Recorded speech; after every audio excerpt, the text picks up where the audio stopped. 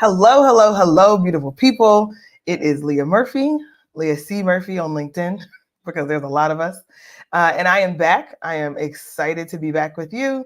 I'm back for Career Gems for the Journey live, and we are streaming live on LinkedIn as well as YouTube. So hello to everyone who is with me live. I'm going to pop open the comments so that I can make sure I see the comments this time. I had multiple comments in the chat the last time, but got so excited about the content that I did not even get to tap in and check on those who were in the chat and read some of their comments. So I'm going to do better today. I appreciate your patience. So if you're with me live and you are here, please do drop your city in the chat. If you are watching this on the replay, and I know lots of folks are watching with the replay, and I love that for us, go ahead and drop a comment or drop your city in the comment section, and then I will still have an opportunity to shout you out and acknowledge you. And if I don't do it, I will do it on the next time. How about that? So the last time that we were live, we had some folks join us from Philadelphia. Sanaya joined us from Philadelphia, so I appreciated just the comment there. So we are going to continue the performance review series. I know I said that I was going to end it last week, but the questions after the first 4-part series just got so spicy. There were so many, and I was like, okay, well then I guess we have to come back to this. I guess we're not ready to finish talking about it. And I actually love that. So I actually love that I get so much great feedback real time from folks who are either joining me on the live or folks who take advantage of the opportunity to listen on the replay. Looks like Crystal is here from Philadelphia. So appreciate you joining me live here, Crystal. But performance review season has gotten a lot of reactions from you all in this series. And I love that because I think there's not enough substantive information out there on performance reviews and how to strategize to make them work for you in your career. And because I think that's so important, I want to make sure that I create it. And listen, I think the part that really sticks with me all the time is I've done enough performance reviews to know enough about them. I've also received enough performance reviews to know how they get used and how they can influence your career.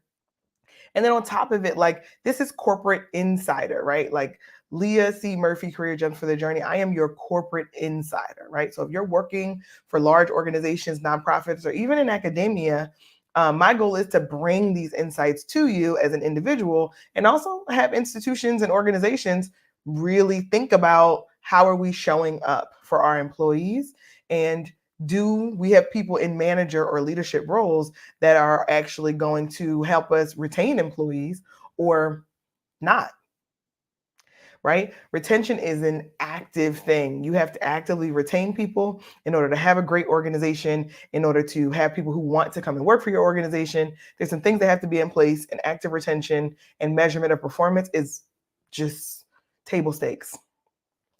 Super table stakes.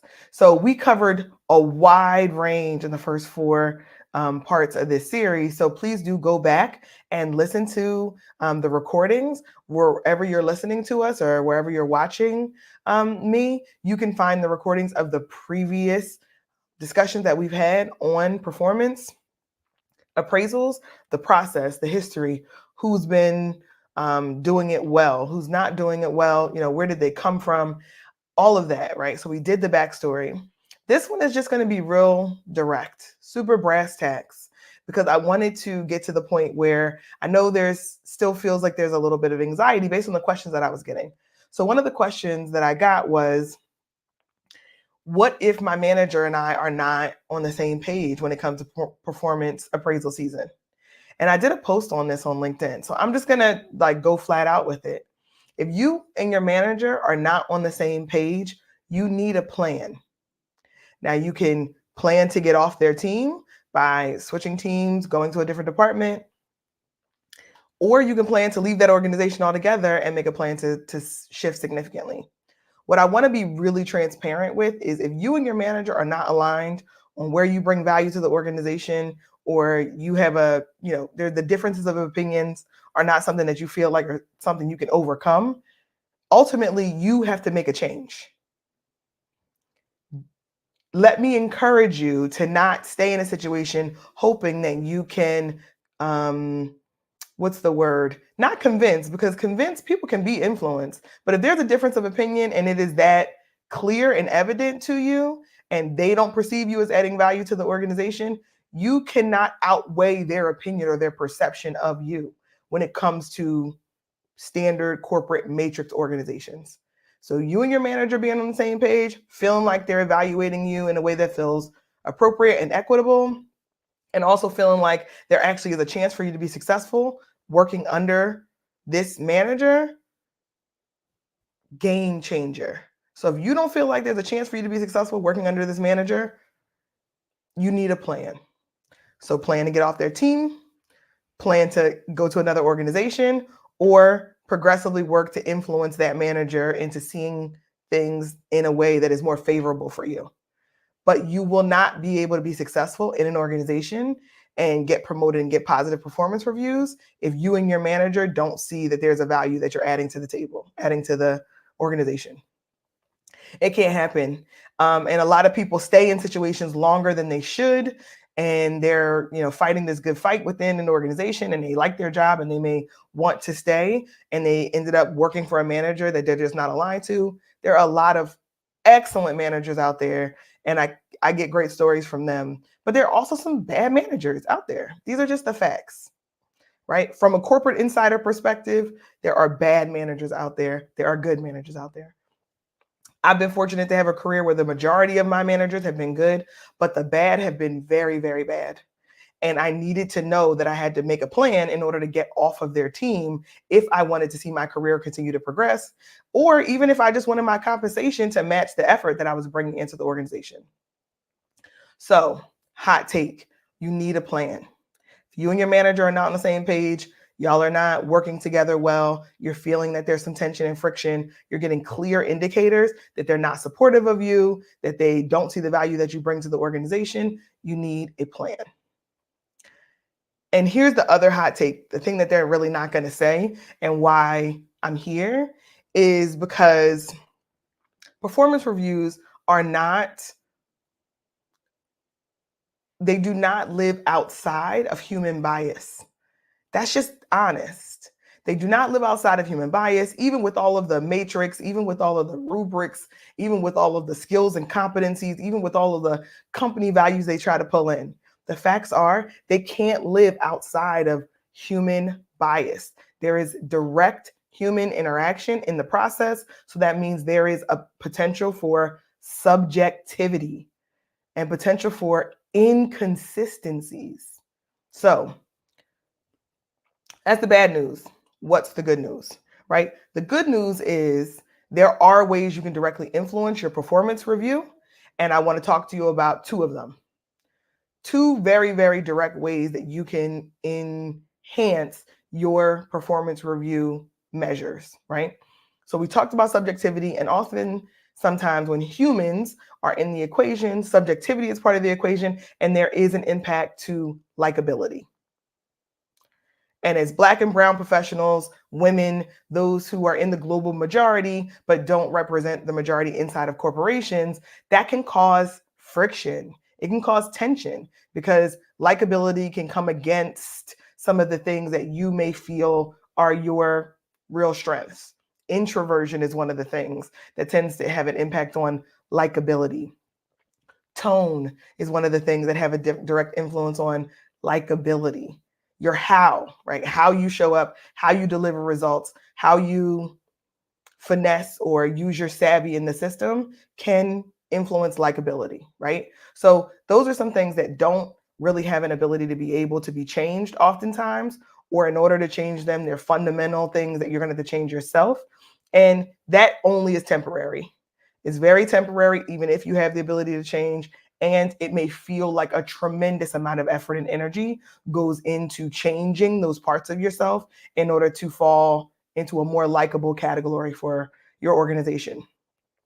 The things that you can change as you neutralize on your likability because you're living in your most authentic truth and you're feeling good about who you are and how you're showing up.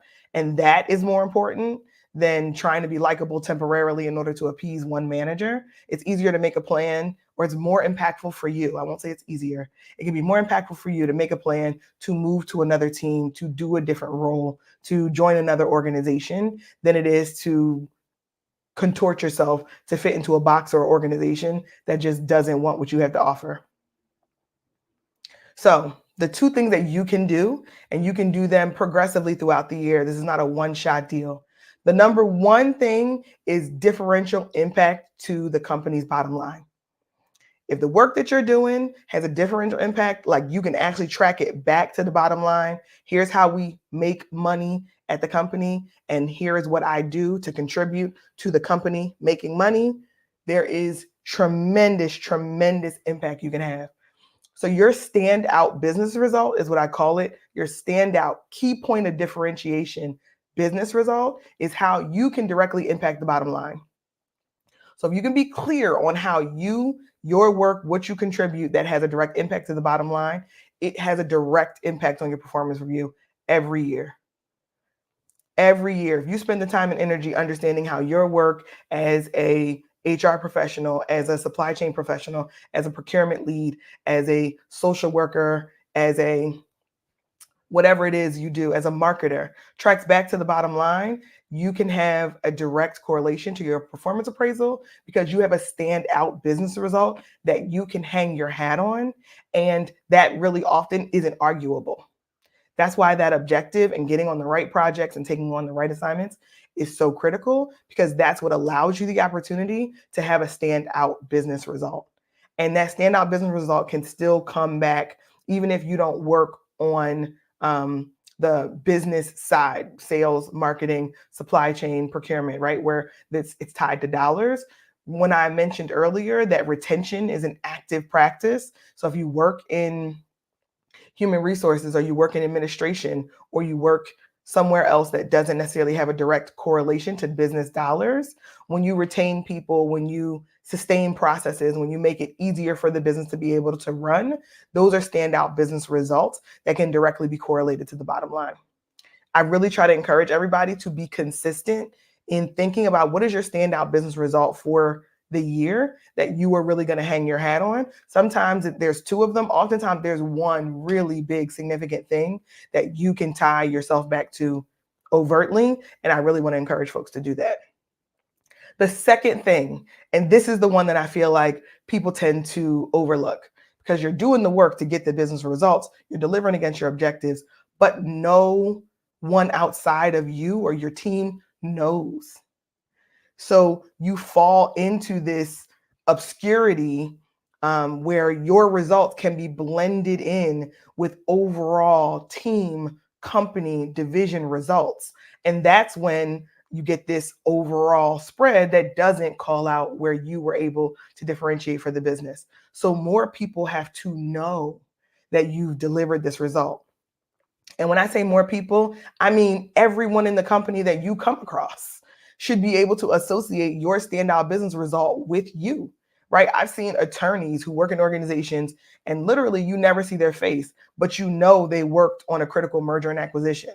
You know that that was where they focused, and they can speak to their standout business result. They speak to it. They're an expert on the topic. They're sought after for their subject matter expertise. Like, that is a standout business result. I've also seen scientists, chemists who were able to update a flavor profile or update a recipe in a product that they created. And that recipe update allowed for cost savings or manufacturing optimization. That's a standout business result. But you have to tie that back to you, to your name, to your identity, to the work that you do. And a lot of people don't. We focus on doing the work, delivering the outcome. You get to the outcome, and then you continue to trudge along.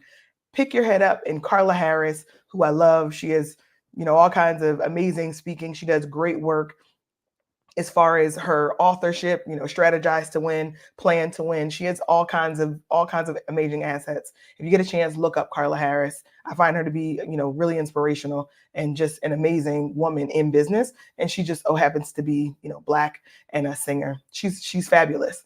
But I say all that to say, she talks about who knows you? Who knows you? Who's carrying your paper in the room? So a lot of times for our introverts, it can feel very uncomfortable to reach out to people or to share unprompted what you're doing in your organization. And I want to help people work around that. I want to help people figure out ways that feels authentic to them to be able to share what their standout business result is. Because when it comes back to the performance appraisal process, that standout business result and who knows about it is going to be the difference maker for your manager being able to advocate for you getting the compensation that you deserve. Those are the facts. If you're relying 100% on your manager to be the one who can advocate for you, to be the one who can speak to what your performance has brought to the organization, you are putting yourself at a disadvantage. If your manager is weak, if your manager doesn't have any pull or influence, if you and your manager are not on the same page, now you're relying on just them to be the one to advocate for you. It's too close to zero, right? One advocate in the organization, one sponsor is too close to zero. So I like to think about it as who can know, literally who can, whether it's cross-functional partners, whether it's other stakeholders that sit in different parts of the business. Talk to them about the work that you've done, share with them when projects have gone well, proactively look for opportunities to dialogue about how you have this contribution or this idea for further development because you've already delivered so well in this area, or how you want to grow your career potentially because you've already demonstrated you can develop in this area. It requires you to be able to speak for yourself, own your own narrative is the critical part. You must be known by others for the work that you do, and it can only happen if you own your own narrative. So this is something that feels uncomfortable, and it's like, oh, I get a lot of eye rolls for this because it feels boastful. It feels like you are overdoing it. It feels like you're doing a lot. You're doing too much. I'm here to tell you, if you don't advocate for yourself, who will? All the time and effort you're investing into supporting others, advocating for others, making space, make sure you make space for yourself first. Make sure you speak to the value that you bring to the organization for yourself first and consistently. I just can't say it enough. So when it comes to performance appraisal season and you're trying to figure out what can I do to see a direct impact on my performance appraisal so that I can make more money, so that I can be compensated appropriately, so that I can be tapped on the shoulder for the next great opportunity, so that I can be promoted, whatever it is you have as your definition of success or your next goal, it only comes from consistent standout business results and then owning your own narrative. Who knows you? And who else besides your manager can speak to the work that you do so that when the questions come up, there are other people in the room that will also vouch for the quality of your work and the value that you bring to the organization. So if this is something that you want to get better at and you're trying to figure out how to do it, I would love to work with you because I feel like it gets coached into some folks in other parts of the organization, and it often doesn't get coached into everyone. We haven't been taught to do this. And a lot of times our own upbringing, our own perceptions of what bragging looks like or what being audacious looks like makes us uncomfortable. So we don't take the opportunity to do it. And that discomfort is what's holding us back. And on the other side of our comfort zone is where the opportunities reside, where the money resides. So stepping out of your comfort zone so that you can speak to the work that you do because you're telling the truth, right? This is you bringing your receipts. It's stating facts. So if stating facts is boastful, okay, that's okay, right? Because this is a strategic way for you to make sure that you are getting the credit that you deserve so that when it comes time to be evaluated based on the things that are in your control, which I said is standout business results and who knows those standout business results and work that you've done, because oftentimes that likability factor feels really out of reach. So, hot take, corporate insider, I want you to make this journey work for you.